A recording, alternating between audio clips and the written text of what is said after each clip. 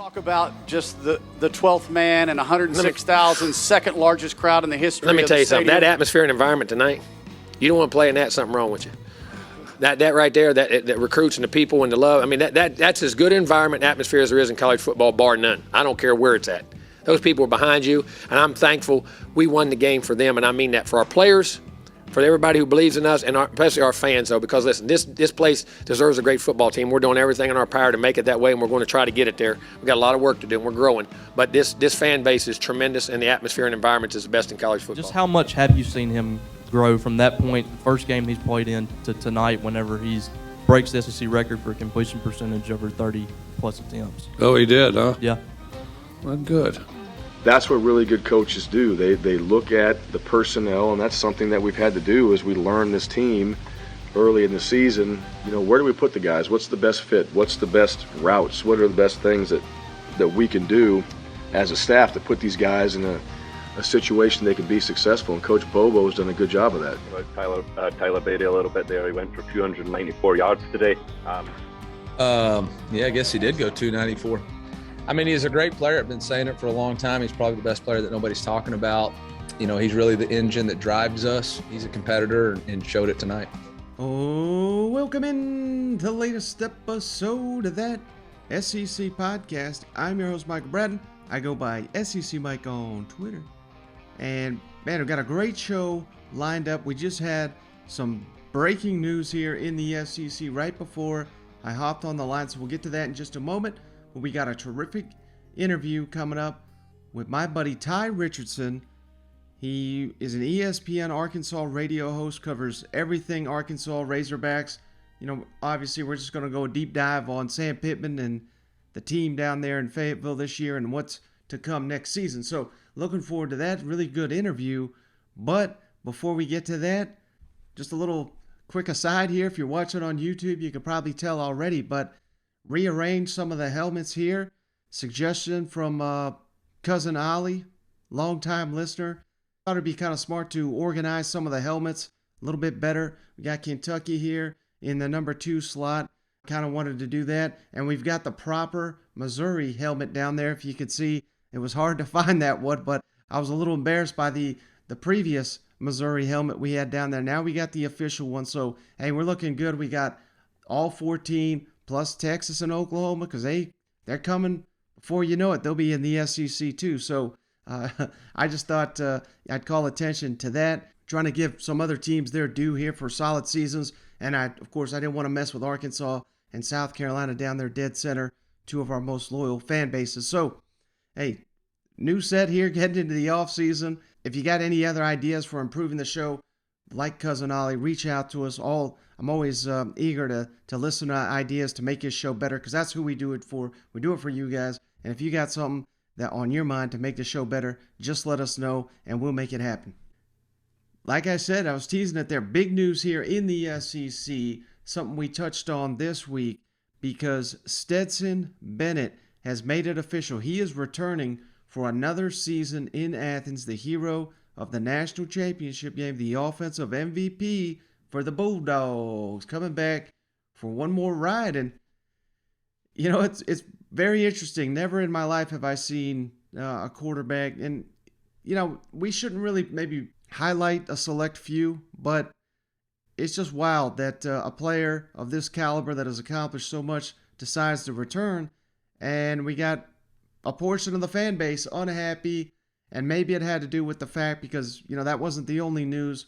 Receiver Jermaine Burton, one of the go-to guys, the deep threat for the Georgia Bulldogs, he entered the transfer portal. He is leaving Georgia, and JT Daniels did that as well in the lead up to Stetson Bennett's decision. Now, obviously, I think JT Daniels' decision is probably closely related to the fact that Stetson Bennett is making the decision to come back. Don't know if Jermaine Burton's decision is tied to Stetson Bennett or not, but it's certainly, you could argue that he was a little banged up this year, but, you know, there were several other options there in the Georgia offense that had top billing ahead of Burton, so maybe that had something to do with it. We'll get to that in just a second, but, you know, now it's on Stetson Bennett, and I'm not going to sit here and trash him because I was among the many that doubted him and wondering where in the hell is JT Daniels?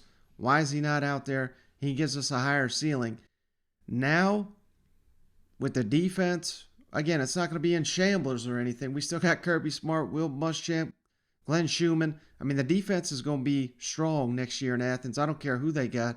Whether casual fans know their names or not, they're going to put 11 quality players on the field, and they're probably going to be backed up by some 4 and 5 stars next season in Athens. So the defense is going to be all right, but make no mistake, if Georgia's going to make it back to the SEC championship game, if Georgia's going to make it back to the college football playoff, and for Dog Nation hopefully win another title, it's going to have to be because the offense, which was very, very efficient, probably it's crazy to think the national champions, their offense could have been horribly underranked, but it was all season.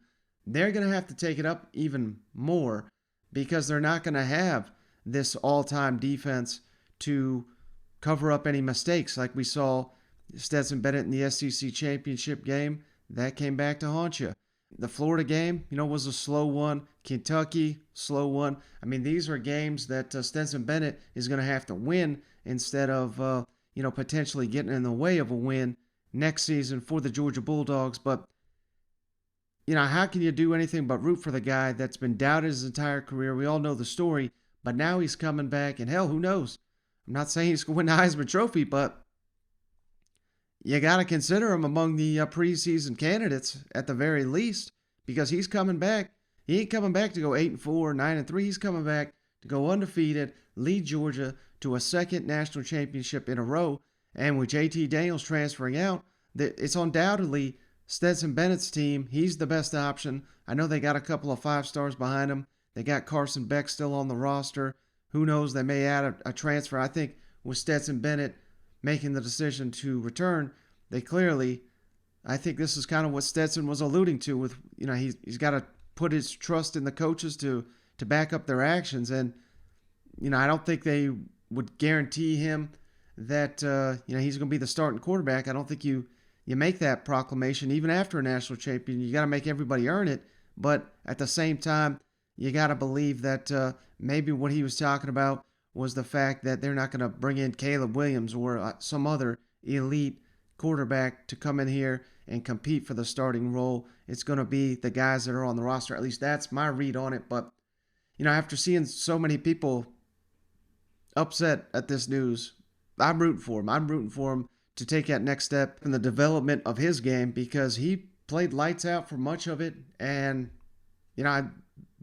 I've been one to credit Todd Monken time and time again for what he showed this season in Athens. And if they keep Todd Monken, which still no guarantee they will at this point, he may keep getting offers from the NFL, but I'm not hearing anything imminent on that. That if Todd Monken returns, Stetson Bennett is going to have a solid year.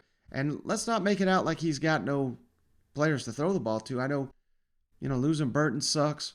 He lost a couple other guys already to the portal this offseason in Athens, but you got Brock Bowers. I mean, he's All-American. You got A.D. Mitchell, one of the best freshmen in the entire country, not just the SEC. Ladd McConkey.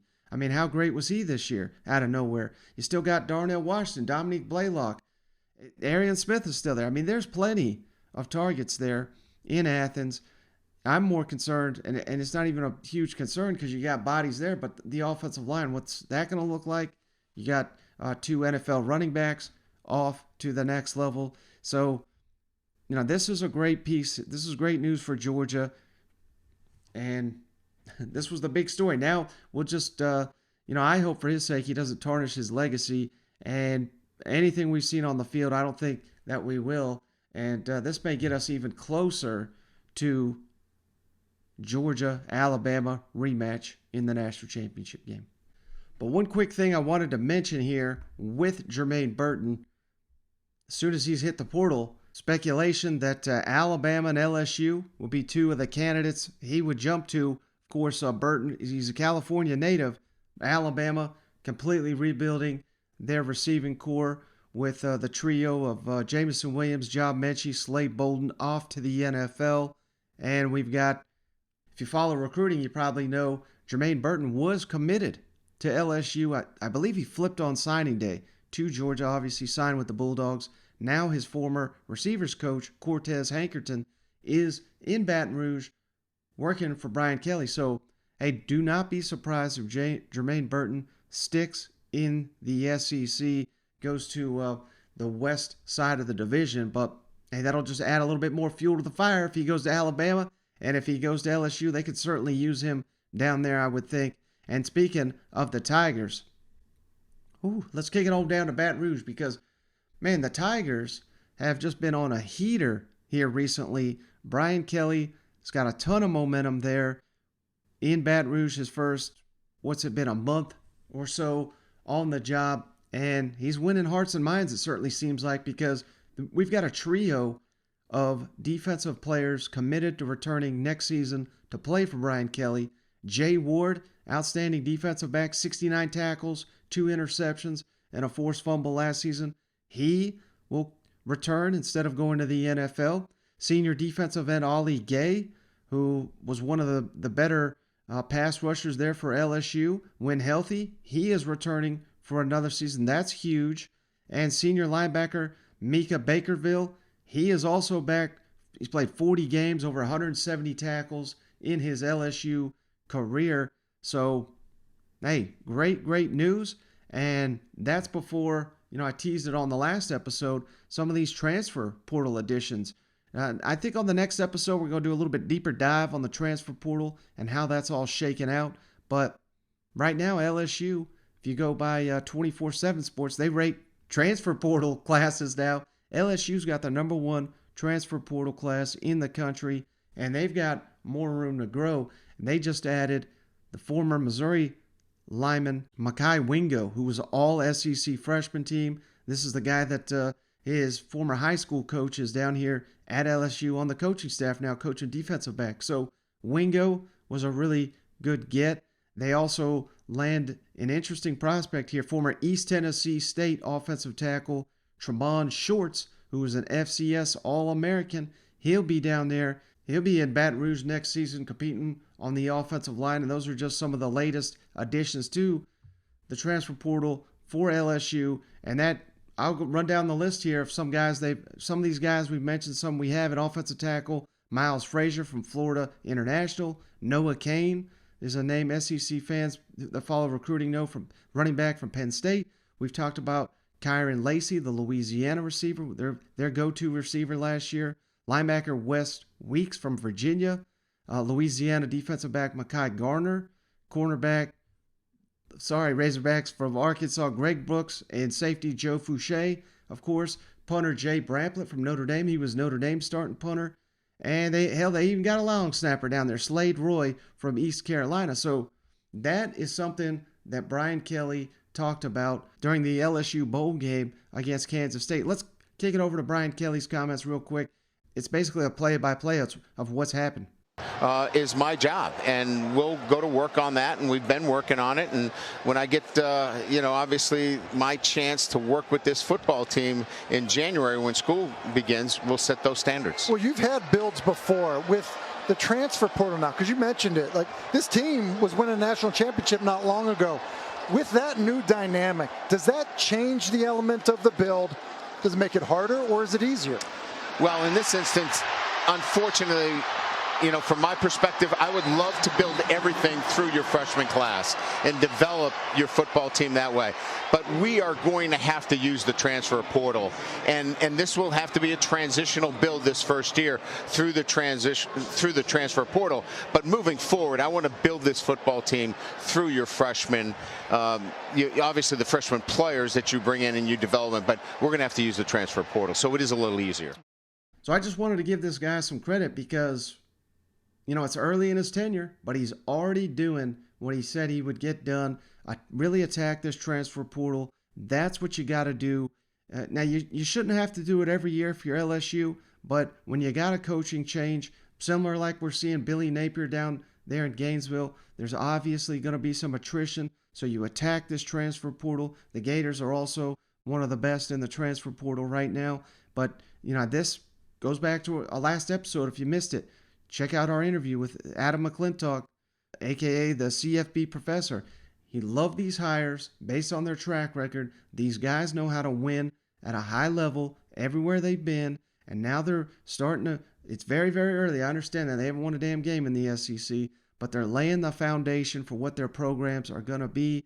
They're winning in recruiting, both at the high school level and, more importantly, for next season in the transfer portal, because they're landing players that are going to be immediate impact players next season, their first year. So, hey, if I'm an LSU fan, I'm pretty fired up about recent events down in Baton Rouge.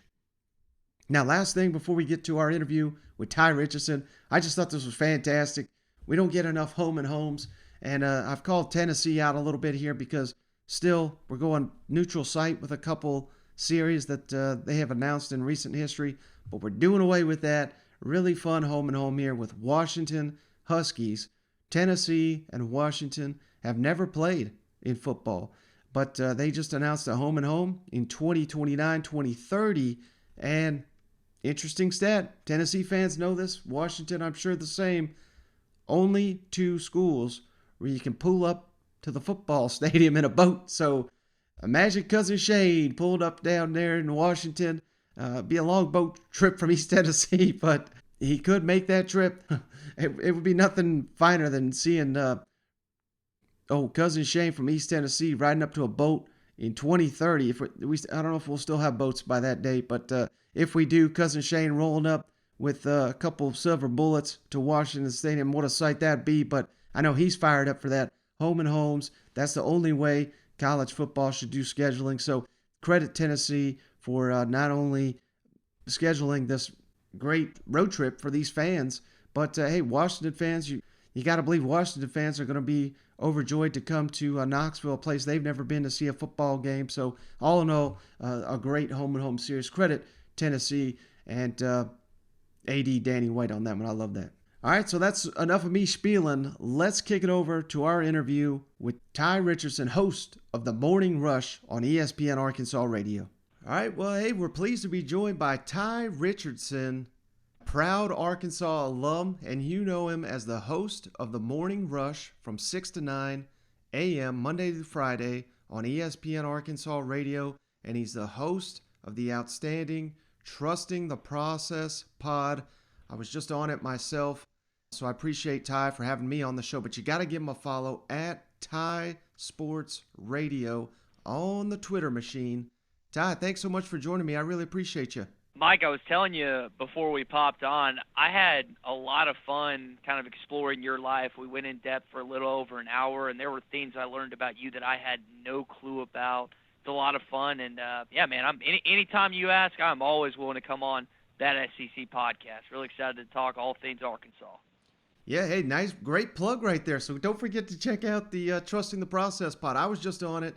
They have even better, way better guests than me, like Josh Pate was just on it. That was a terrific episode, so got to go and check out Tye's work there. But, hey, man, I got you on here for a reason. Wanted to talk some Arkansas football.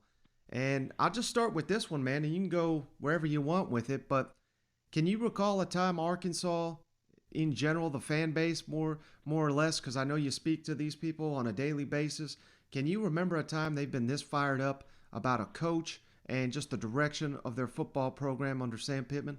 You have to go back to the Bobby Petrino era. I think Brett Bielema was close coming off the Texas Bowl win, coming off the Liberty Bowl win in 2015. But I think this surpasses that because not only are you seeing winning on the field, Mike, you're seeing winning off the field. And I know that you monitor a lot of different transfer portal stuff, recruiting rankings. Arkansas right now in the class of 2023 has a top 5 class. In the transfer portal rankings, they're in the top 6 for 2022. So a lot of things are going right off the field. And I don't know, when you look back at Bielema's tenure, kind of the latter part, and then Petrino's tenure, you didn't see that same trajectory moving upwards recruiting-wise. I think that you're seeing it with Sam Pittman and his staff. Mm-hmm. Now, what are your thoughts on Sam Pittman and this, there's reports out there, I believe the deal that he is trying to get with his super agent, Jimmy Sexton, now 7 years, $50 million, something like that. What's your thoughts on that? Because I'm not sitting here saying he's not worth every dollar you could throw at him, because I think he's been outstanding.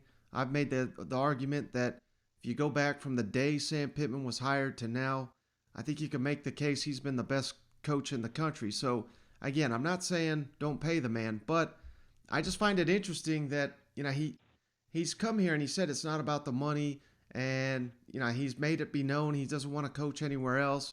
And now we're turning around and, he's wanting this mega contract, and that's kind of the reason why he's there, because he didn't want that to start out. So, I don't know. I'm kind of all over the place with this question, but what are your thoughts on Sam Pittman and his contract request there?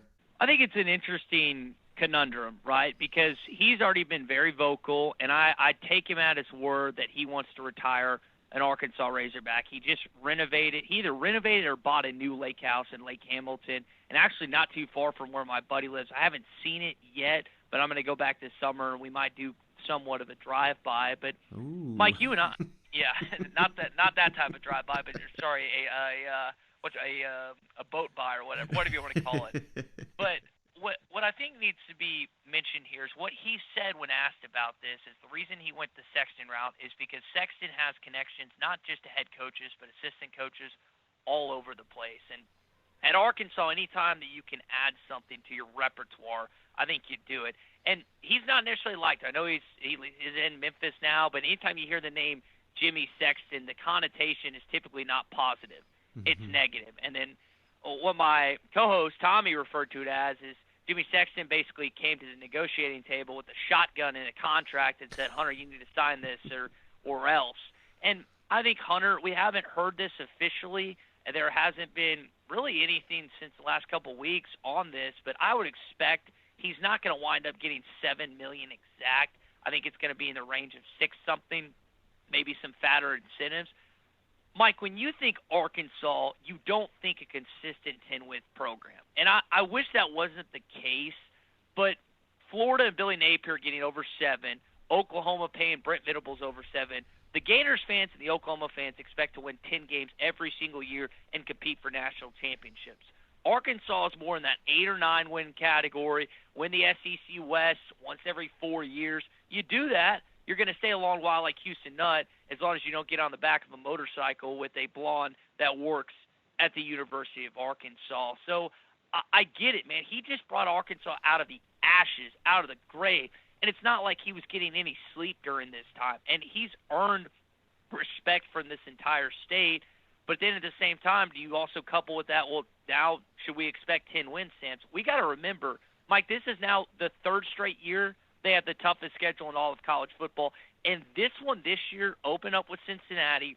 You take on Spencer Rattler in South Carolina, which looked like a decent game, except now the fact Shane Beamer's got that thing cooking. He brought in Rattler. Then you take on Missouri State and Bobby Petrino, 4th game A&M, 5th game Alabama. You've got to go to BYU. You've got to play Hugh Freeze and Liberty. I mean, this thing is just brutal. So I get his rationale. I'm speaking to Sexton's trying to get this contract done, but at the same time, I think it's more in the 6th range where you're going to wind up seeing Pittman being paid by Arkansas. Mm-hmm.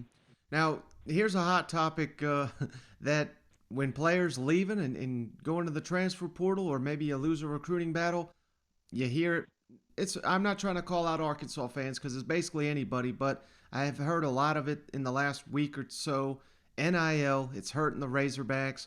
What's your opinion on that? Because we know that Arkansas has set up a whole NIL division, and the way I view it, I mean, I've seen quite a few of their guys get deals, and maybe that was just something people were complaining at the moment because guys were leaving the program, and since Arkansas has landed some big transfers too. So what's your overall read on how NIL is working for Arkansas?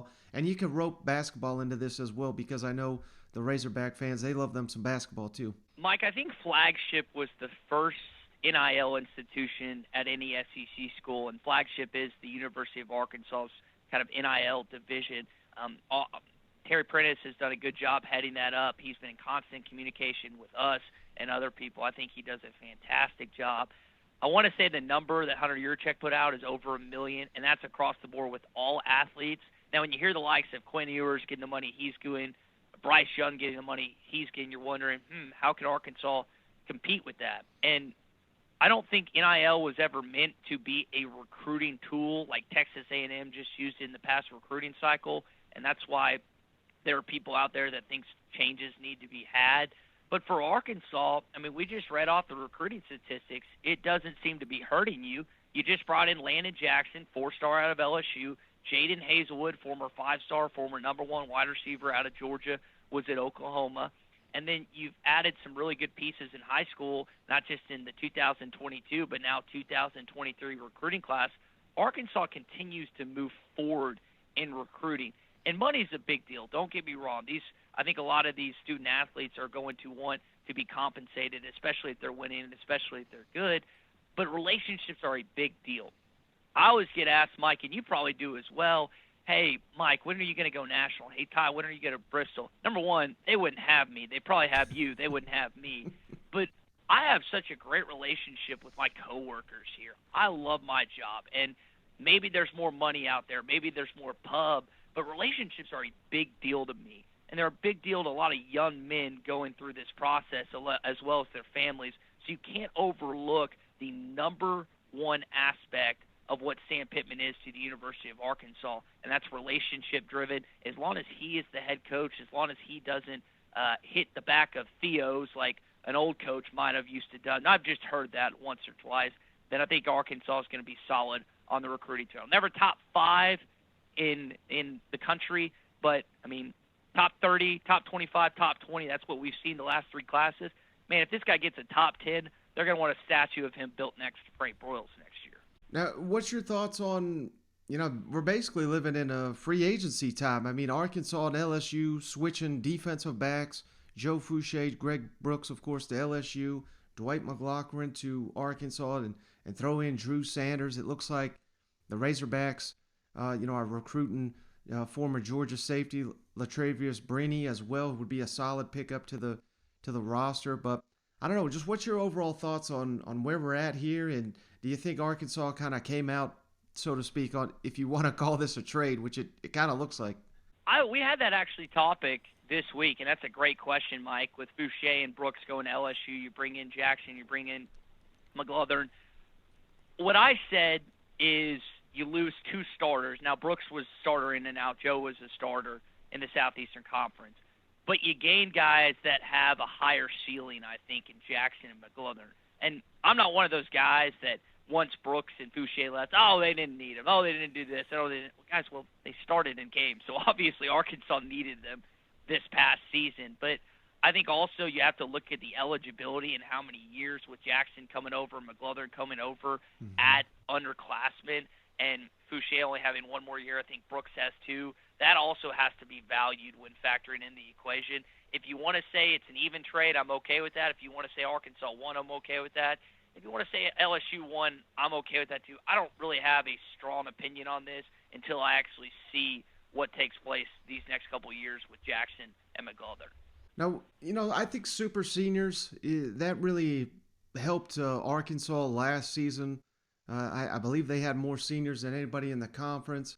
And I think the next closest was Ole Miss. And, man, they just had their first 10-win season that they've ever had in the regular season. Maybe this is a way that, we obviously have the super seniors because of the COVID year. But, I think we may have discovered a way, and I don't mean this to be disrespectful to Arkansas or Ole Miss or the vast majority of college football, but I do think there is something to looking at Alabama and Georgia and Clemson and these teams that just reel in all this elite talent.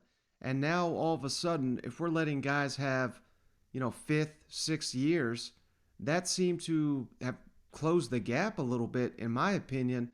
Would you agree with that? And would you be in favor of the NCAA letting these schools, have an extra year of eligibility? Because the way I look at it, players at Alabama and Georgia and maybe Ohio State, you want to throw it in there, those guys most of them want to be 3 into the NFL, whereas I think this could be a way to just kind of close the gap, so to speak.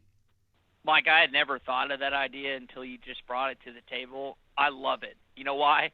because it would help Arkansas. Mm-hmm. Because it was veterans versus talent this year. Right. You had the veterans of Arkansas who played the talent likes of LSU, played the talent likes of Georgia and Alabama. You came out victorious against LSU. You almost beat Alabama. You lost them by 7, and then you did get clapped by Georgia. I was at that game, but we don't have to go over the destruction that took place in Sanford Stadium that day. I think that's a great idea. I'm going to be honest, man. I'm surprised there isn't more attention paid to it because we keep looking for parity in college football. And I know that Alabama and Georgia met in the national championship, and you say that, but I mean, this is the I hate saying weak because they still beat Georgia and still got to the national championship. This is the most blemished Alabama has looked in quite some time. And you got to go all the way back to 2014 when they lost in the college football playoff. I like that idea. I like it a lot. You tell me where to sign the petition, I'll sign it, Mike. Yeah, because some people have suggested, well, maybe we got to limit how many 5-stars these schools can recruit.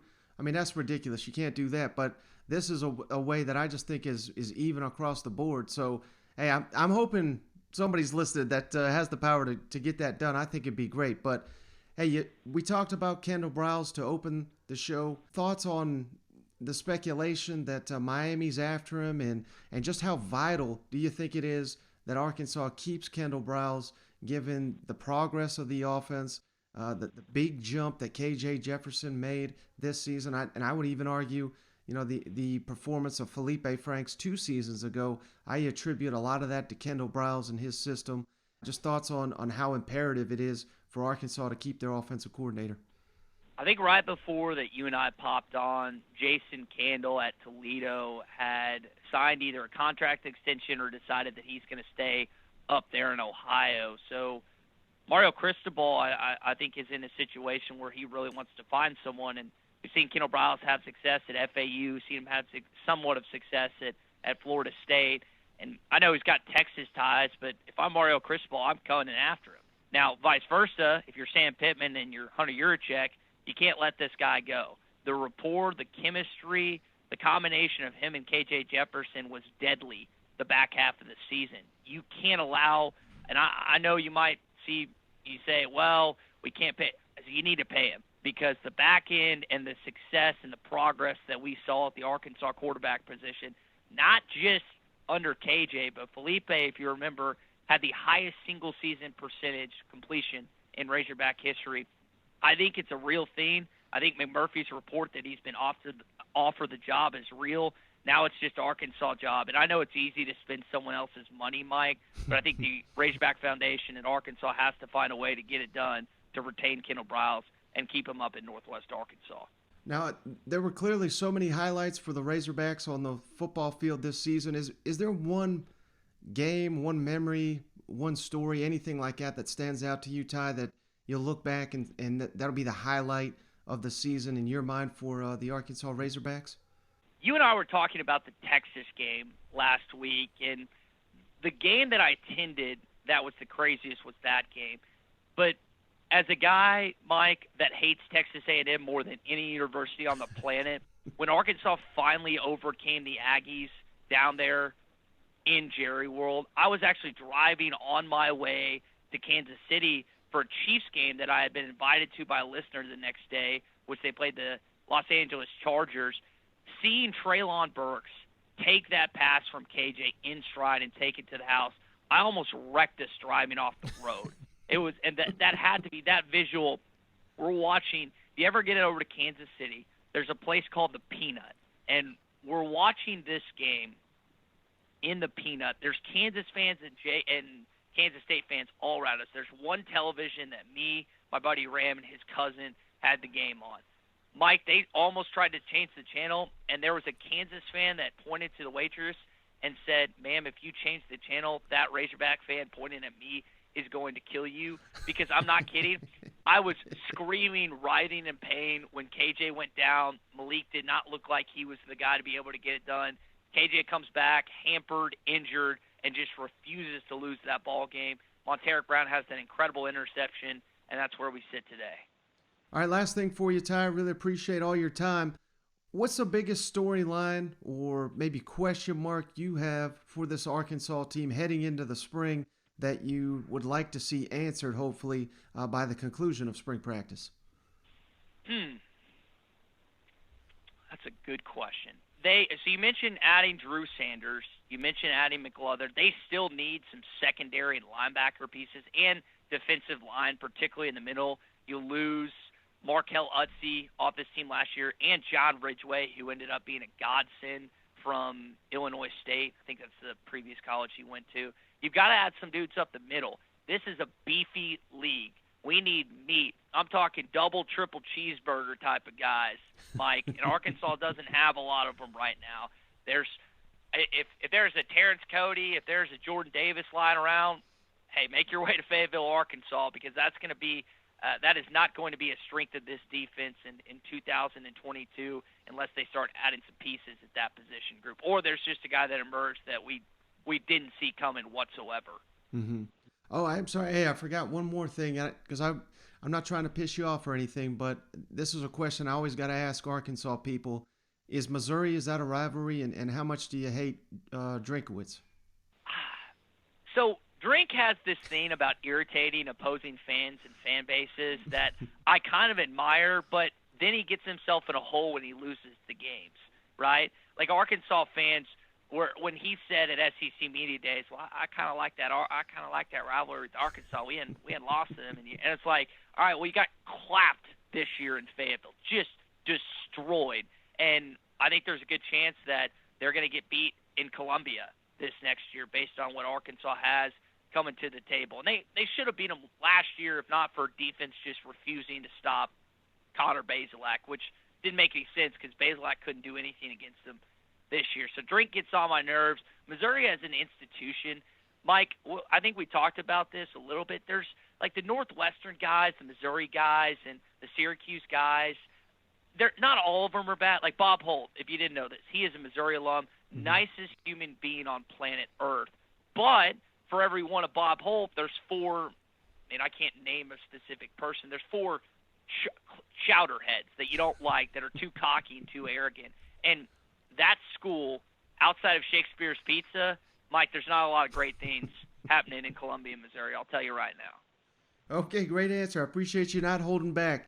He's Tye Richardson. Give him a follow on Twitter, Tye Sports Radio. And don't forget to check out the morning show, The Morning Rush on ESPN Arkansas, 6 to 9 a.m., Monday to Friday, and Trusting the Process Pod. Tye, I really appreciate you. Mike, it's always good to catch up. I love talking SEC football. We still got 230-some-odd days until the first game, but just like you, man, we're going to be covering every step of the way. All right, so just want to say thanks again to Tye for joining the show. Really appreciate him giving us so much time talking about some Arkansas Razorbacks football, trying to go the extra mile, try to make these podcasts as interesting as I can, as long as we got content to talk about. So I hope everyone's appreciating going around the league, trying to get these interviews, trying to work on some others all across the SEC. Fingers crossed, we'll have more of these to come. But want to say thanks again, Tye, for joining the show. Really appreciate it. And who knows, maybe I'll get cousin Shane back on the line one of these days. He's on a little bit of a vacay there. So I do appreciate each and every one of you for hanging out, having to listen to me ramble on here. I know it's rough, but hey, that's going to do it for this episode of the show. And as always, if you made it this far, if you wouldn't mind going that extra step, just giving us that 5-star written review on the Apple Podcast app or the Spotify app now. If you don't have an Apple product, Spotify, you can give us a 5-star there. And of course, as always, we give you a free beer koozie for each and every one of you that gives us that 5-star written review or the 5-star review on Spotify. And just send those on over to that secpodcast@gmail.com, and we'll send you the beer koozie of your choice free of charge. But that's going to do it. Get you on the next one.